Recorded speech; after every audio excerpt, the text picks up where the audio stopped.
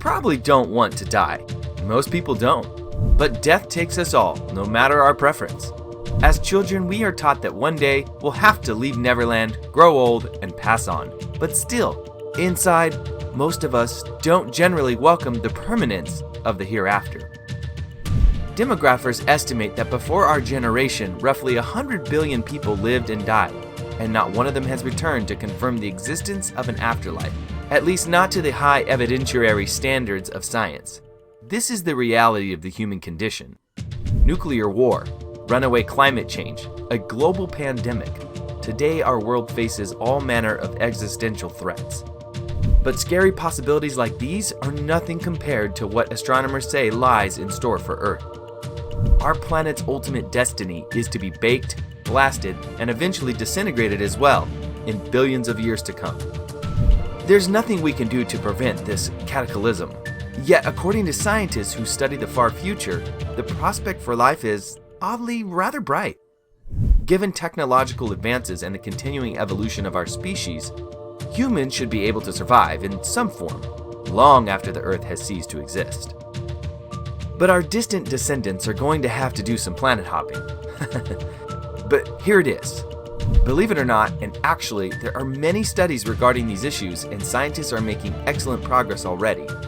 That, if you're under 40 watching this video, you're probably not going to die, unless you get a nasty disease. Those are the words of esteemed futurologist Dr. Ian Pearson, who believes humans are very close to achieving immortality, the ability to never die.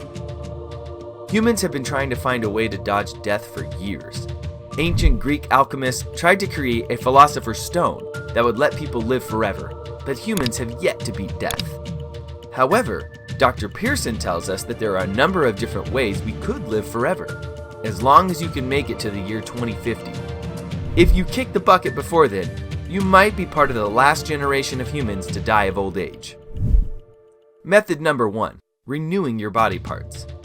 There are quite a lot of people interested in living forever, explains Dr. Pearson. There always have been, but the difference now is tech is improving so quickly, lots of people believe they can actually do it. He reveals that one way to extend life would be to use biotechnologies and medicine to keep renewing the body and rejuvenating it. No one wants to live forever at 95 years old, but if you could rejuvenate the body to 29 or 30, you might want to do that. This can be done in several ways, including genetic engineering that prevents or reverses the aging of cells. Alternatively, you could replace vital body organs with new parts. Many scientists around the world are working on creating human organs using 3D printers, loaded with living cells, which could one day make human organ donors redundant. Method number 2, living in android bodies. But Dr. Pearson thinks it's much more likely that we'll extend our lives in a different way, robots.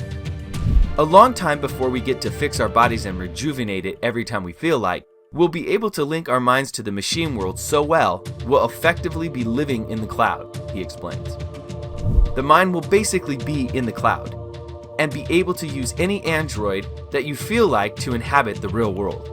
He says that in 50 years' time, we might be able to hire an android anywhere in the world, just like a hire car, and upload your consciousness into it. If you want to spend the evening in Australia, go to the Sydney Opera House, you could use an android. This means that even when your original bodies die, you'd still be able to use your digital mind stored on a computer and live in the world using highly realistic robot bodies.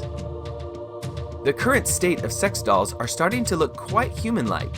Give them another 30 years of development and they'll be extremely human-like, Dr. Pearson reveals. You can take any android body and they will look human-like, and download whatever mind you want. You could share one with someone else, or have one yourself, or dozens of them. You might even have one of the different genders and different ages, some old, young, female, male. There might be new genders by 2050 as well, so several other ones you can pick too.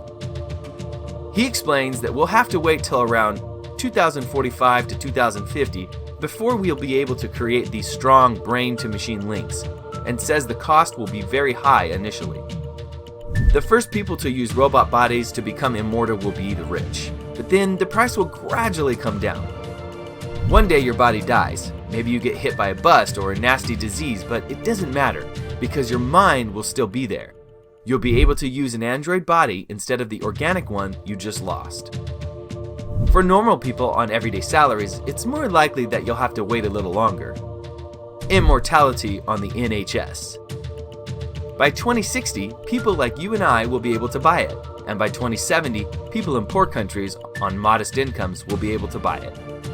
Everyone will have a chance to have immortality, a sort of electronic immortality. After 10, 15, 20 years, the price comes down to hundreds of pounds rather than millions. It could be provided as a part of NHS. You might be able to buy premium offerings on a private subscription, or you might get a basic presence on a network and be allowed to use an android body.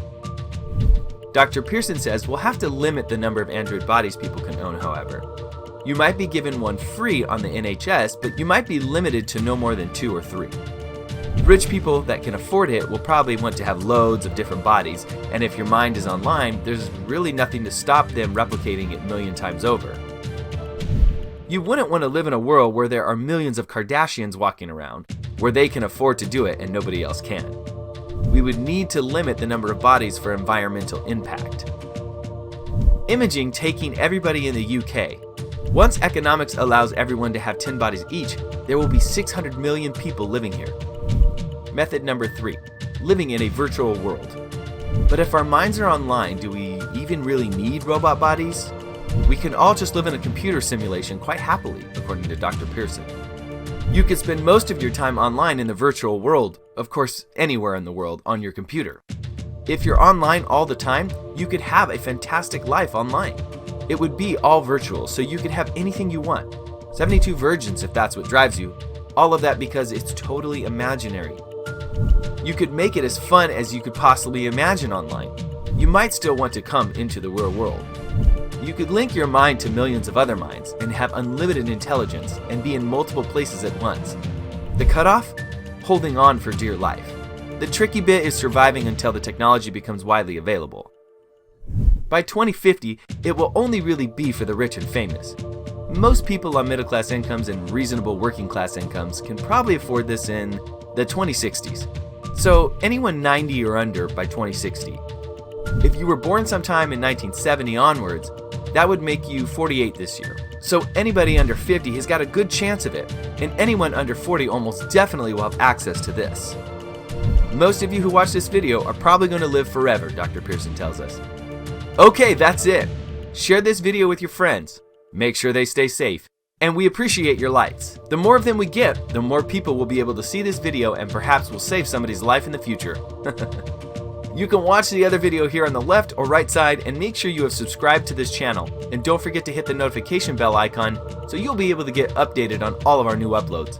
Remember, light your tomorrow with today. I did Haven. Enjoy!